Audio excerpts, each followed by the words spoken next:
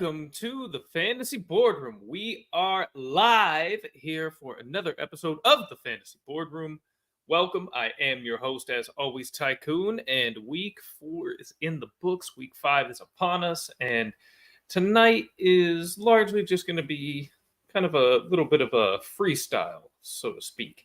Couple of things to mind, but just kind of want to run down just some of the various fantasy topics and go ahead, shoot your comments in. This is probably going to be one of the easiest episodes to respond if you have anything that you want to say or ask.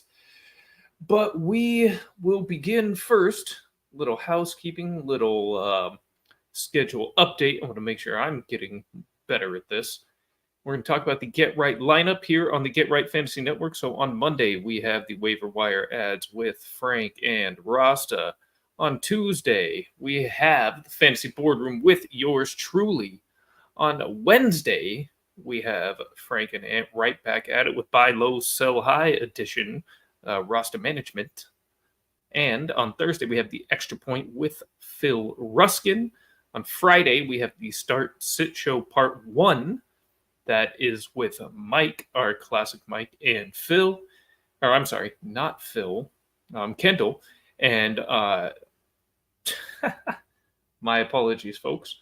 And in the evening, we have Phil and Ant back at it with the second half of the games. And on Sunday, of course, Classic Mike does our active, inactive, start, sit questions. Everything you need to know leading up to Sunday kickoff. So that's where we're at with the schedule. Now we're going to just talk some ball. Probably just going to run through the games last week and kind of give some bigger takeaways. And also wanted to actually just touch on one thing that I've been thinking about coming out of this week, and that is tight ends. Mark Andrews owners, Kyle Pitts owners. I'm heavy into both. Not feeling so great after last week. It's not been a particularly encouraging season to this point for either of those fellows. And I see a lot of people discussing dropping these guys. Now, based on performance, I can kind of understand where people are coming from with that. And if you have, in particular, either Tucker Kraft or K-Dot out there on the waiver wire, I could see why those guys might be potentially attractive. But what I'm going to say is just stick with your guys, man. If you have Andrews, if you have Pitts, stick with them.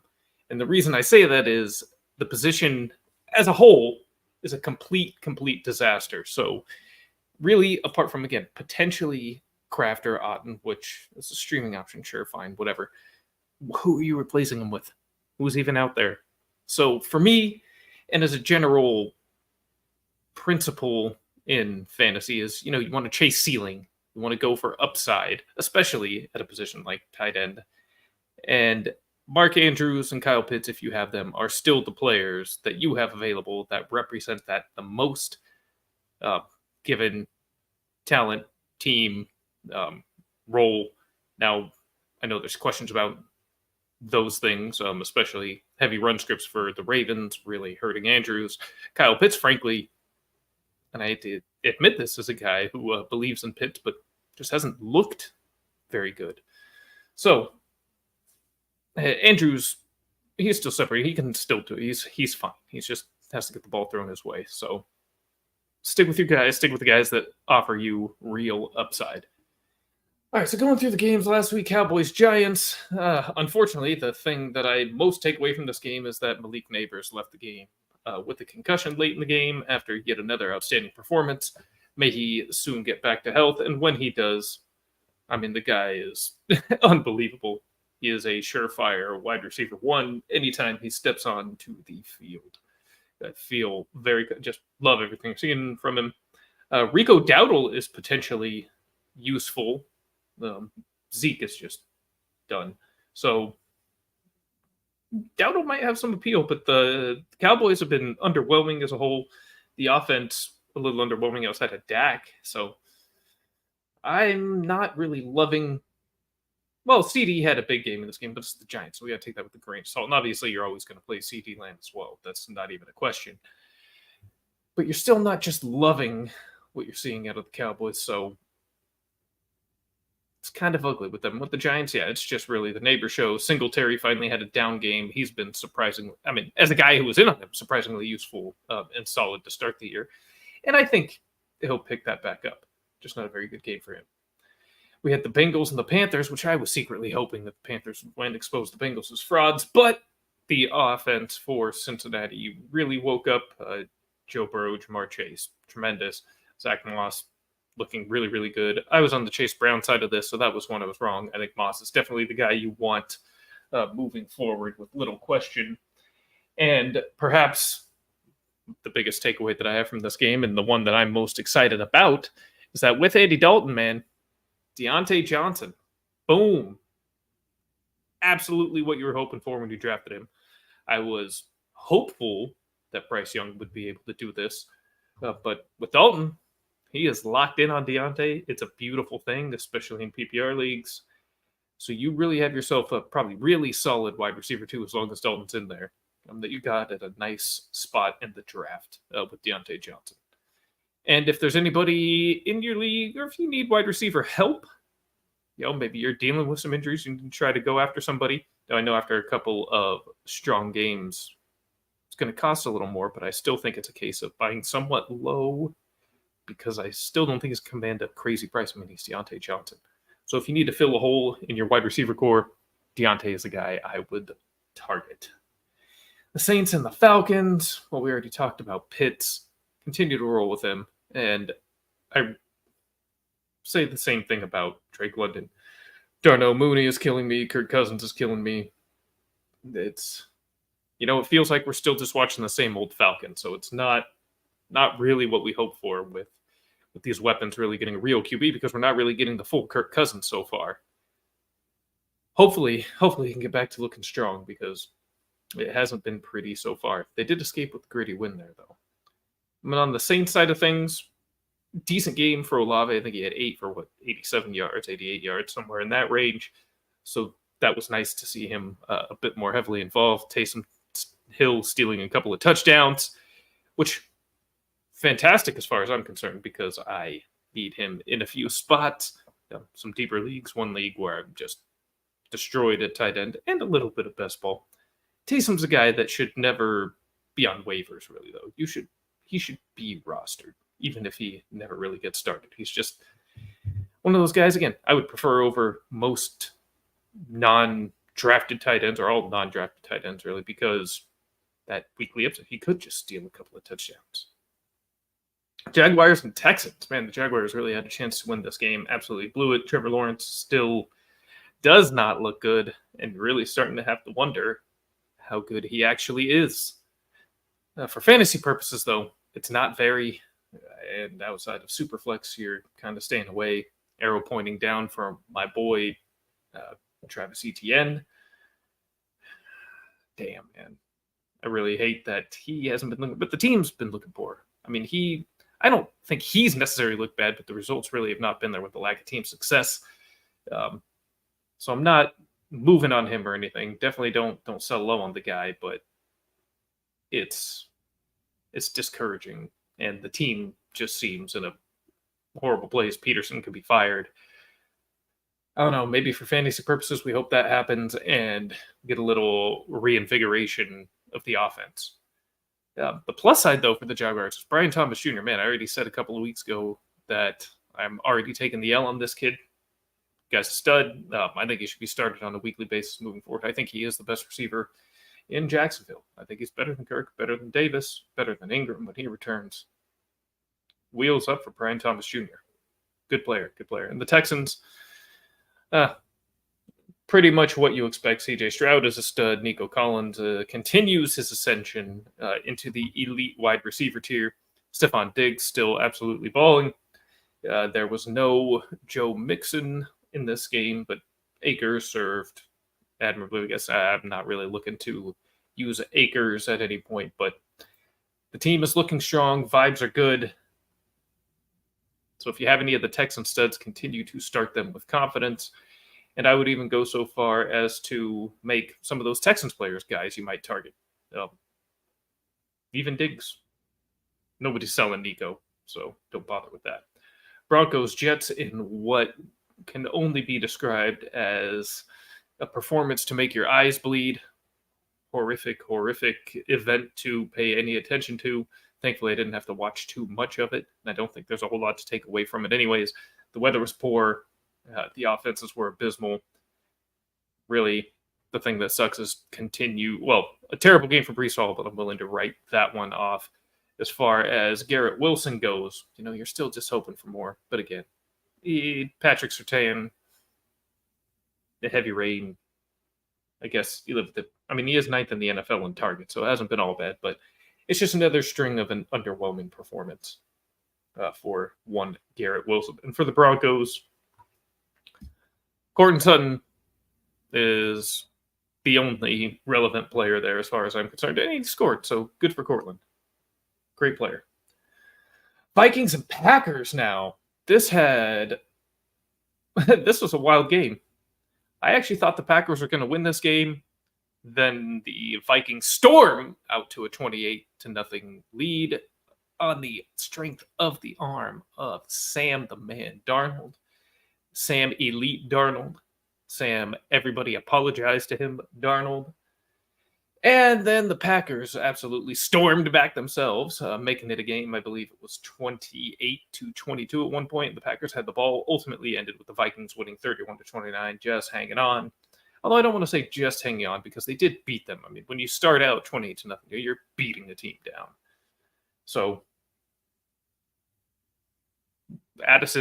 Jordan Addison was really the star here. He had a couple of touchdowns. Great to see him back. And honestly, it just makes you believe in this Vikings offense even more. I mean, Justin Jefferson, you never had to worry about with Darnold at the helm, as we always said. Jordan Addison assimilated right back into that offense with perfection. Aaron Jones looks outstanding. There's, bye on all the Vikings. Sammy Darnold, great. And on the Packers side, it's going to be difficult at times to choose which pass catcher you want to go with. This week, everybody loves Dontavian Wicks, and he is prone to some of those ceiling games for sure. He can have outstanding weeks. Dub's probably a little bit more safe, so to speak, and a little less of that high ceiling, but we'll definitely get you some points. Jaden Reed is really the one guy, especially with Christian Watson going down at the game. Jaden Reed is the one guy I would probably start on a week-to-week basis in a managed league with the most confidence. And if you're desperate at tight end, Tucker Kraft, the guy to target. It's a really good offense. Jordan Love is back. Once he got his feet back under him, looked really good. The team's explosive, team's strong. They're going to put up a lot of points and put up a lot of fantasy points. The Indianapolis Colts versus the Pittsburgh Steelers. Justin Fields put up a vintage Justin Fields day.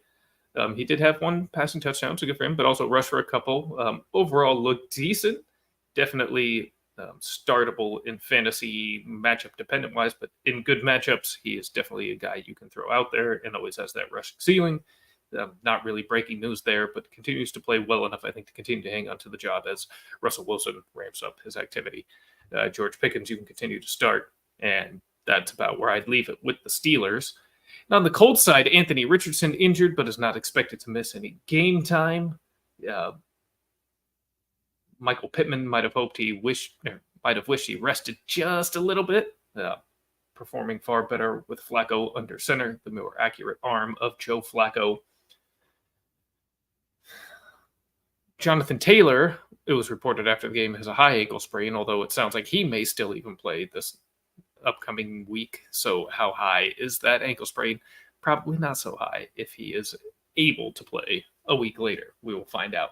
I am hoping that Jonathan Taylor is okay, because I am heavily invested in Jonathan Taylor. So please, God, do not take my JT from me. Or from all of the fine fantasy folks out here. We need Jonathan Taylor. Too many injuries already. We cannot lose Jonathan Taylor. No! A lot of us have Richardson. I hope for all of his managers' sake that he's okay and continue to attempt to develop. I don't really want him to miss any real time, because while I'm not the biggest believer in him as a real life quarterback and as long term NFL prospects, I do want to see him get a fair shot and not lose 2 years in a row to injury. That would just be a great bummer for the young man. Nobody wants that. Rams and Bears. Well, the Bears are better than the Rams, as we saw. Caleb Williams is continuing to improve on a weekly basis. Still has a ways to go, but each week he's looking better and better. So it's good to see the weekly improvement. DeAndre Swift, though. DeAndre Swift, baby. Everybody was talking shit on my boy. Everybody was talking shit on DeAndre Swift. Even I had to tone down the defense of him last week when I was on with Phil. I had to be like, he brought up the jersey on the phone, be like, yeah, it hasn't been so great for him. But, I mean, if you saw that 4th and goal, he had guys on top of him when he was getting the ball 5 yards in the backfield. Horrible play call, by the way, but also just the offensive line has provided no help. And now with a slightly better performance and also Waldron using him a little bit better, getting him into spots with some space, nobody can catch the guy. Look, he's not a guy who's going to create a ton of space. He's not a power runner. So between the tackles, he's not going to blow you away. That's not his game. You need to get him a little bit of wiggle room, and he's gone. And we saw it, and it was so beautiful. 29.5 PPR, fantasy points. Go ahead and continue to start DeAndre Swift every week. And that's not to say he's never going to have a bad game again. Obviously he is. Number one, it's the Bears. Number two, it's DeAndre Swift. They're not, there's a level of inconsistency you have to deal with like you do most players. But, oh man, if you got discouraged after those 3 weeks and benched him and missed out on the near 30 burger, that's on you. Don't make the mistake again. You have been warned.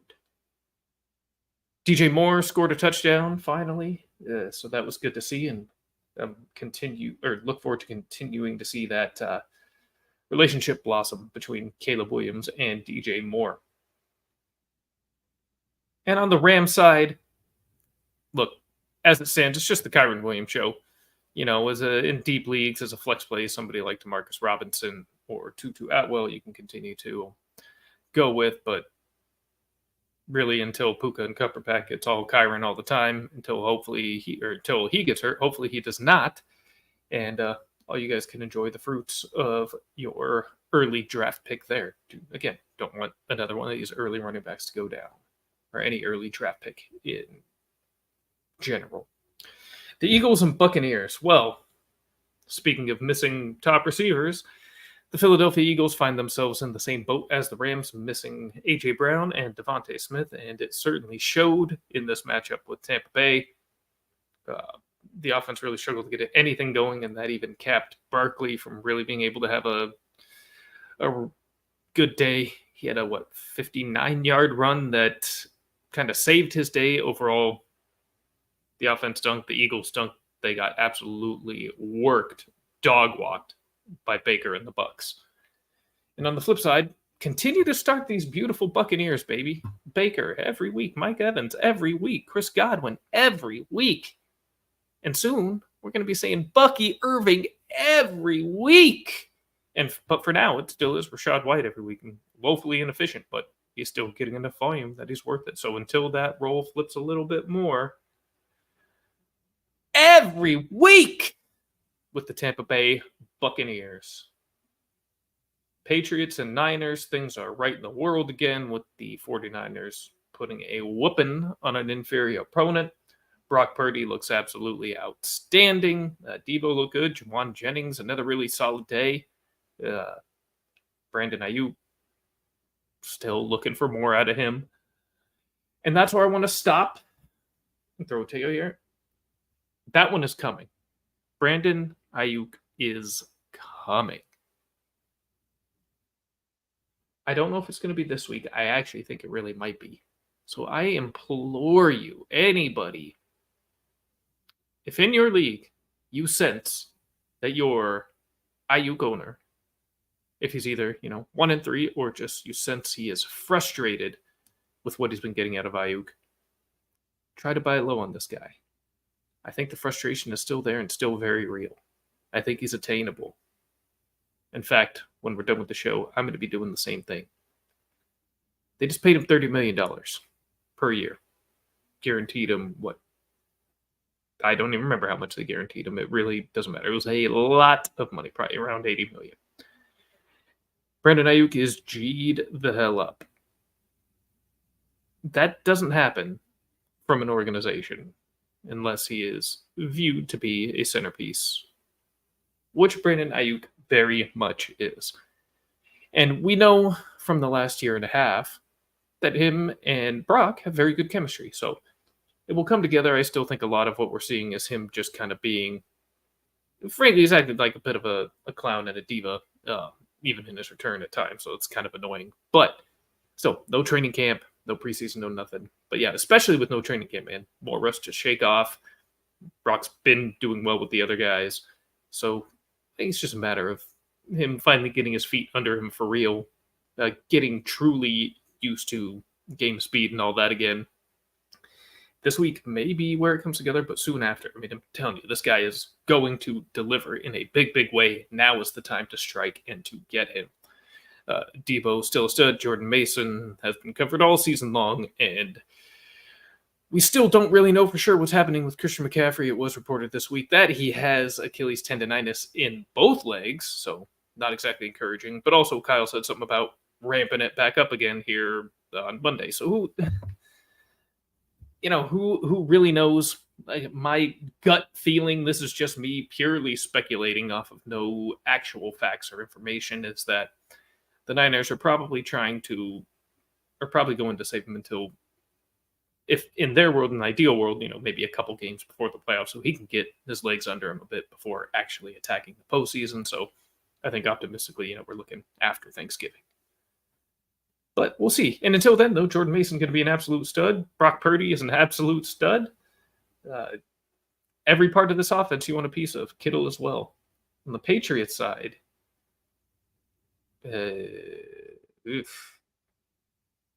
second poor day from Ramondre in a row. And Hunter Henry didn't do much in this one. Look, Jacoby's got to be back there and take the hits until Drake May is ready to go when they get through a tough part of their schedule. He's just kind of the sacrificial lamb right now. And during that time, the offense is going to be ugly. So really, I can't advocate for starting any of these guys except maybe Ramondre Stevenson, due to likely having to on your given team. Otherwise, stay away. And Hunter Henry and tight end desperation, pure desperation, that is.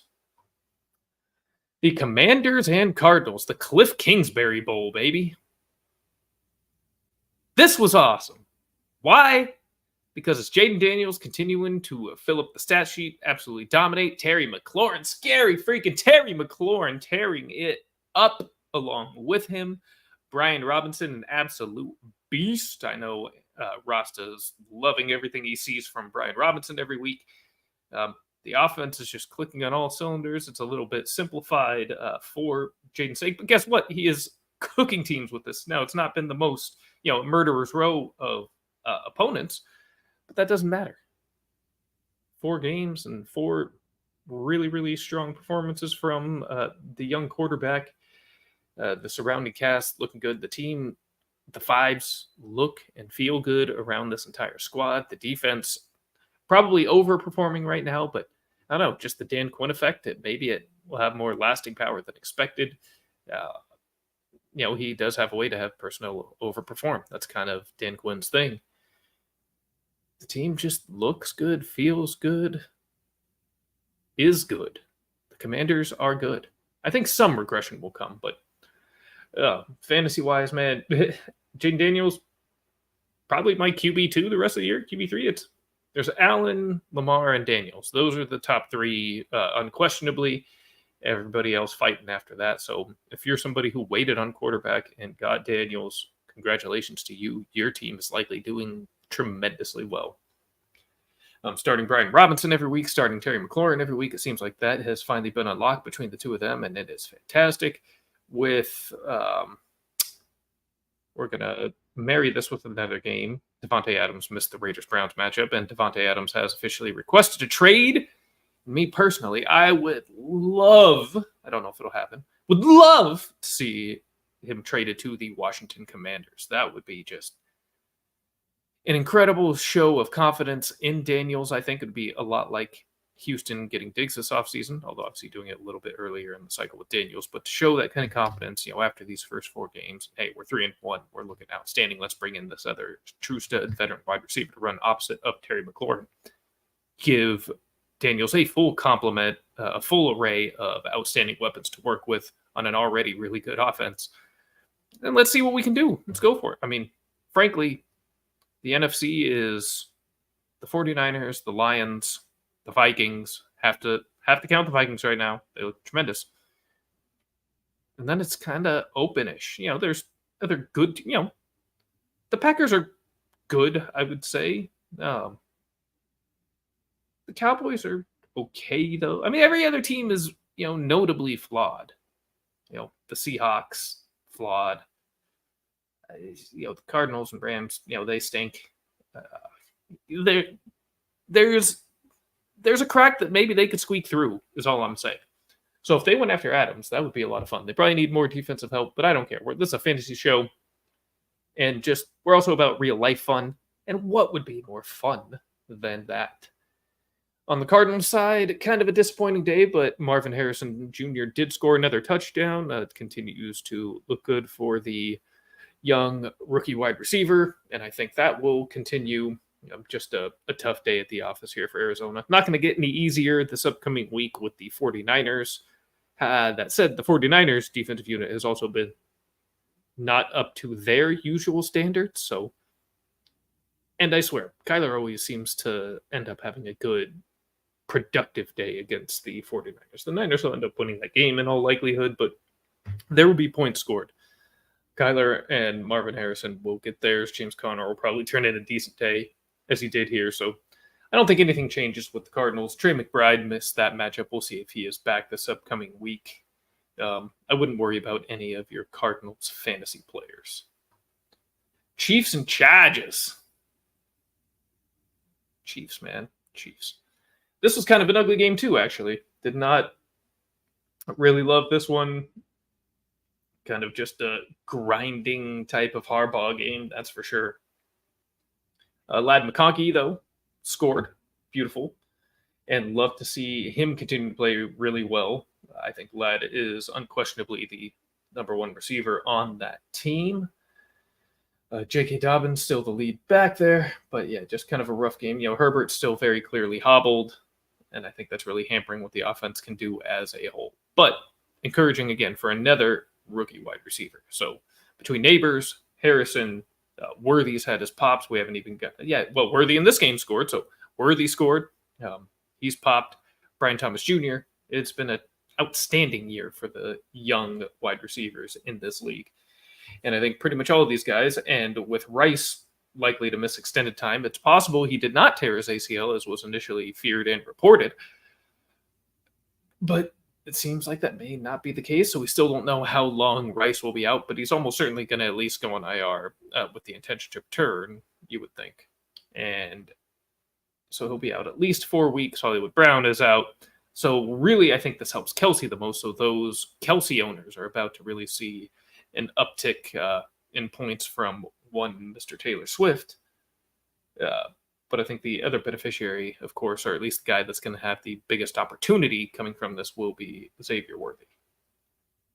So while Rice is out, well, he's a guy who would have, desperation, flex play beforehand, just if you need to have a guy to try to hit a home run to beat a tough opponent. Now start him every week until Rice returns. Browns and Raiders, not a whole lot to say. Should have had, I think it was the damn near 80-yard touchdown from Amari Cooper that was called back on a horrible holding, just egregious job by the officials. So we were robbed of a huge Amari Cooper day, and then the ugly side of Amari Cooper, big drop that ultimately ended up in an interception for the Raiders. The Raiders pulled off the win here. Deshaun Watson still looks not good at football anymore. Dave Njoku is still out. It was kind of ugly. I mean, I'm still going to start Cooper every week because he's Amari Cooper, but otherwise it's... And Ford probably most weeks just because he is a starting running back, except Nick Chubb was activated with the intention to return, or is allowed to return to practice. So I think he's got 21 days to be added back to the active roster. So expect that to happen in the next couple of weeks. And when Nick Chubb does get back, look, I don't care about the injury. I don't care about anything. Nick Chubb is a different animal, man. Kind of not human at times. He, not really in terms of playing style, but in terms of just being an absolute beast of a man. It reminds me a lot of Adrian Peterson. Again, just not really human. So when he comes back, man, I'm not even going to hesitate. I don't need to see a week of him doing something. If I took the chance in the league, to stash him for a few weeks with hoping I'm getting starting Nick Chubb mid-season, I am not waiting to pull that trigger. No hesitation. Put him right back in. And if you did the same with Nick Chubb, show some confidence and conviction in the decision you made and start Nick Chubb when he returns. So that's the outlook for the Browns. And the Raiders, it's just outside of Brock Bowers, a complete shit show. Minshew stinks. If they replace him with O'Connell, he stinks even more. Devontae Adams has requested a trade. Jacoby Myers is still nice, but, he's got a particular role. Trey Tucker had increased role without Devontae Adams and looked good. Actually, Trey Tucker is a good waiver wire ad, especially with the news of Adams today, because I suspect that the Raiders are going to honor this trade request, and more so, they are going to keep him off the field until that's done. This hamstring injury is going to linger for a bit. I do think Devontae is very likely played his last snap with the Raiders, and it seems that head coach Antonio Pierce thinks so too, based on his approval and like of an Instagram post that said as much. So it's ugly in Raiders land, but start Brock Bowers, your dynasty tight end one, and possibly your season-long tight end one here in 2024 every week, because Brock Bowers is the absolute man. Strange and Wilson for Pitts and Ayuk. I would want the Pitts and Ayuk side, but man, Wilson is another guy I think that actually is a decent buy low. I think people are getting frustrated with him as well. But again, 9th in the NFL in targets, so he's getting targeted, at a top 10 rate. Unless Adams gets traded there as part of his trade request, so I actually might want to see what happens with Adams, because I think the Jets are one of the primary candidates, if not the leading candidate, to make that deal. Make sure Adams doesn't get traded there before. So actually might even get out in front of this, and yeah, I would trade Strange and Wilson for Kyle Pitts and Brandon Ayuk. I absolutely would. I mean, in most cases, I'm saying ride out Wilson if you have him, because better days are ahead. Again, unless Devontae Adams comes to town. But I really, really think we're primed for a big Ayuk bounce back in the extremely near future. And Pitts, well, it can't get any worse than 0, so whatever. And Strange, it's going to be a roller coaster with him as well. And again, the weekly ceiling, not quite as high. Bills and Ravens. I was so excited for that game on Sunday night. I really thought we were going to get a hell of a matchup, and never expected one team to beat down the other. I picked the Ravens to win. I didn't expect the Ravens to absolutely crush the Bills into oblivion. But hey, we see this from the Bills from time to time every year, so that's not that crazy. And the Ravens, you kind of expected them to get back to 500. Kind of, you could almost say an undeserving 1-2 start. Should have been better. So expected him to come out and play well at home, but they just absolutely put a beat down. I mean, you knew it was their night immediately. First offensive play of the game for Baltimore, Derrick Henry scampers off for an 87-yard touchdown run, barely even touched, and seeing him outrun the secondary of Buffalo. Wheels Henry, baby. Wow. He absolutely dominated, 199 yards, 2 touchdowns. Lamar absolutely dominated, a couple of touchdown passes and a rushing touchdown himself. So just tremendous performance, and just guys that you want to have all around. Well, not all around. You want Lamar, obviously. You want Derrick Henry, obviously. Bateman shows himself to be a good real-life player, but just not enough production for fantasy, sadly. Breaks my little art. Zay Flowers is still good in PPR. Not really the volume you wanted in this matchup, but yeah, he's going to continue to get peppered. And the tight ends did little. One nice catch by Likely, one big drop by Andrews, which would have been an outstanding play. Probably would have gone 40 yards on that catch had he been able to secure that ball. So keep starting Mark Andrews and wait for the payoff. And the rest of the guys, you know what to do. And the Bills, just an off day. Don't even worry about it. You don't need to worry about Josh Allen. Don't need to worry about James Cook. Dalton Kincaid was actually decent in that game. So don't worry about him. Keon Coleman, I still don't really buy. Made a nice catch, but I think it was an even better throw by Josh Allen. Khalil Shakir is, I think, still the top receiver in that group and the one guy I want. And probably, again, if you need to trade for wide receiver help, that's a guy that's probably somewhat affordable. And a guy I wouldn't mind plugging a hole with. Seems to be the apple of Josh's eye in 2024. You already have Mason and Debo, if you accept Pittsburgh, so Debo, again, Mason. I don't know if I want. Yeah, I don't love three players on the same team, so in that case, maybe not. Or maybe before you accept that, before you accept that deal, see if you can make a move. I don't know. See, maybe you can get a nice return for Debo and diversify that a little bit. Bring an Ayuk at a good price, and then see if you can get Debo sold for a nice price. Kind of mix up the team a little bit. But yeah, I would be much less aggressive about this if you already have Mason and Debo. In season long, I don't really love that many players on the same team. That triple stack, so to speak, is much more valuable in large field tournaments, not so much your 12-teamer. Titans, Dolphins, look, we're not going to spend much time on this. The Dolphins are seemingly unusable until Tua returns, but I'm probably still not going to bench Achane or Tyreek Hill, but everybody else, Waddle or Jonnu Smith or any ancillary player there, forget about it. And if Achane gets hurt, I'm not starting Wright or Jeff Wilson or even Mostert if he comes back before Tua does. So, yeah, Achane, Tyreek, and nothing else. Just absolutely hideous.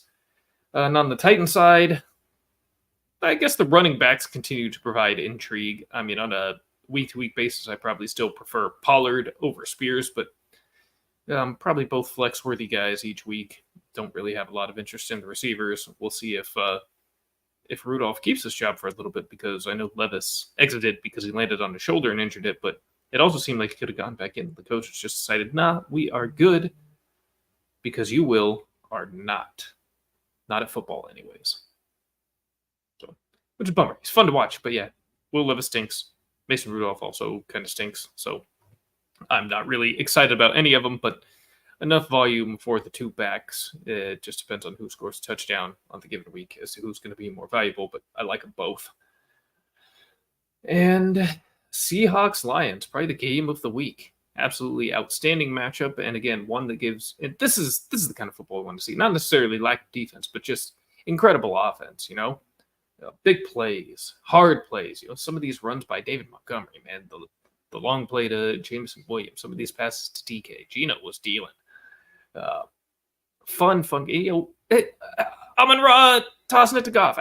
Outstanding. Beautiful stuff. The Detroit special. So this is just one that kind of confirms for you that you want all the offensive players from these teams. Jared Goff, hell yeah. Jahmyr Gibbs, David Montgomery, hell yeah. Amon-Ra St. Brown, hell yeah. Jameson Williams, hell yeah. I mean, he's definitely going to have down weeks, and he's a guy I'm least excited about, but kind of like Worthy, that big play is on the table any given time. So if you need that home run swing potentially in your lineup, that's the way to go. And on the Seahawks side, Gino in one QB, whatever, but still, the volume is there, He dropped back, I think, 61 times last night, whatever. Absolutely insane. DK might finally have this might end up being one of the best years of his career. We shall see. But DK looks outstanding out there. We're finally seeing Jackson Smith and Jigba, JSN, emerge, which is wonderful. And Lockett still got it. Kenneth Walker, absolute stud. And I think, they must have been somewhat impressed with what they saw. I mean, I think they already knew what they had, but realized they still need to work them on the field more. And that is Zach Charbonnet. Had a handful of really big plays in last night's game with Detroit. So these are all guys that you want to have on your team, and almost all of them start every single week. Absolutely love him. Amon Ra back into his elite tier, man. DK, probably a wide receiver one the rest of the way. Top 12 for him. Yeah, Kenneth Walker, just beautiful. Not going to get a hat trick and touchdowns every week, but you just love to see these dominating running back performances at times. So much fun. Unless you lost very improbably to them, like I did. Kenneth Walker, Jahmyr Gibbs caused me to lose almost sure thing wins last night. So that was a bit of a stinger, but it is what it is. So let's finish up here with the list of comments. You also have Jefferson, Collins, Cup. And if you have Jefferson, Collins, and Cup, I'm probably not even messing around too much with the wide receiver room. Debo, Jefferson, Collins, and then Cup and back. That's a really, I would say leave well enough alone. You don't need to be trying to make the trade for Ayuk. You're all good to go, brother. Joe Kingsley, what's up, man? Waivers go through tonight. Is it safe to drop Rashee Rice before any official word about his injury? Jordan Addison is available. Well, you definitely, there's a lot of guys you could drop for Jordan Addison, I imagine. Who else do you have? I wouldn't want to drop Rice before official word about his injury. Now, I do think he'll miss significant time for sure, but could be back potentially for the fantasy playoffs. Potentially. He's been a top 5 receiver, until it was hard to start the year. So I just would try to, if they go through tonight, then you gotta be patient there, would be my opinion. More than likely, you're going to end up dropping him, but even that 1% chance that he could be back for the fantasy playoffs, I'm not willing to risk not having him. The regret you would have come, week 15 would be immeasurable. But there's got to be somebody else on the team that you could drop for Jordan, right? Because Jordan Addison should absolutely be on a team, and he should be on your team. So find somebody. There's whoever your wide receiver 4 is on that team can probably be dropped for Jordan Addison with little hesitation. Unless you're absolutely stacked here, like this dude with Debo, Jefferson, Nico Collins, and Cup. Jaylen Warren, I would be very much an advocate of dropping Jaylen Warren for Jordan Addison in a vacuum. Not knowing your whole team, what else that's maybe potentially in there. But I would drop Warren before I would drop Rice without this knowledge, and would 100% drop Warren for Addison in general. So before we get out of here, a little more housekeeping to do, and that is to talk about our wonderful partner and sponsor in Underdog. Underdog is the best and easiest place to play fantasy sports. We enjoy their best ball draft tournaments, and we live stream them all off season. That's mostly Ant Frank. I'm not as much of a best ball guy as you know, but I still do love me some Underdog. Best ball leagues are leagues where you can draft your team. That's it. No season-long time commitment, no waivers, no trades, no weekly lineup setting. Me personally, I like the management aspect of it, so that's why I'm less of a best ball guy. But I did participate a little bit this year, let me tell you, and I find myself checking on them more than I'd care to admit. It is nice to not have to worry about setting the lineup, and just have a team that you can say, hey, my draft takes overall were right, and you aren't letting your own week-to-week decisions get in the way of, your wonderful, correct drafting with the lineup decision. So it's pretty cool. You can draft hundreds of teams if you want, because it doesn't replace your redraft or dynasty teams, the managed teams. If anything, can help you to understand player values and ADP for your regular home league drafts. And now that we're in season, and why I actually like Underdog personally and what I really use it for, that is their pick 'em contest where you simply pick higher or lower on player stats like total yards, touchdowns, and it has really grown into so much more. All kinds of defensive players. There's tackles, there's turnovers, for quarterbacks, there's touchdowns, passing yards, completions, attempts, interceptions, you name it. Underdog has dreamt it up, and it is an absolute blast. There are different multipliers for different stats, based on the likelihood of them happening. So if you have a hunch that something that might be considered the underdog to happen, they might give you a little bit of an extra kicker if you have the balls to make said pick. And they are constantly doing promos and freebies. There's always, every week so far I've seen there has been somebody to get over a half of a yard or more than a half of a yard to reach their prop. So you have one of your portions of your entry already taken care of. You just need one other 1-2 hit to walk away a winner. So it is fantastic. You should go play Underdog. You should go sign up, and you should go sign up now if you haven't. You should use the promo code GETRIGHT, and not only will you receive a 50% deposit match now up to 1,000 bonus cash, you will receive a 50% deposit match now up to 1,000 in bonus cash, and you'll also get a special pick'em entry. I said it, plus or minus half a yard. Oh, I got too early in that part of the promo. So visit UnderdogFantasy.com or download the Underdog Fantasy app. Download it from your app store. Make that first deposit and get yourself into those pick'em contests now that we're in season today. And sadly, all of my beautiful, beautiful board members, that brings us to a close. If anybody does have anything final to say, please jump in now. Otherwise, I'm going to leave you with a thought of appreciation, and that is that I appreciate you. I appreciate your time, because your time is the most valuable thing that you have, the one thing you cannot buy, the one thing you cannot replace. And I am so incredibly thankful and incredibly humbled that you spent the last 46 minutes of it with me. That's, again, an irreplaceable asset that you have. You shared it with me. We shared it together. Beautiful thing. I could never thank you guys enough. That's what means the world to me. Fantasy Football Week 5. That's where we're at, baby. And hopefully after this, all of us, or at least most of us, with most of our teams, are at least looking at a 3-2 record, right? Oh, you had a real question. Should I do Shaheed and Pollard for Achane?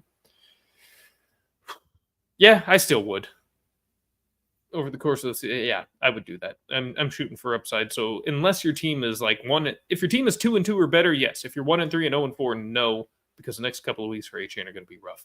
But if you're at least at 500, I'm willing to wait that out for Tua's return.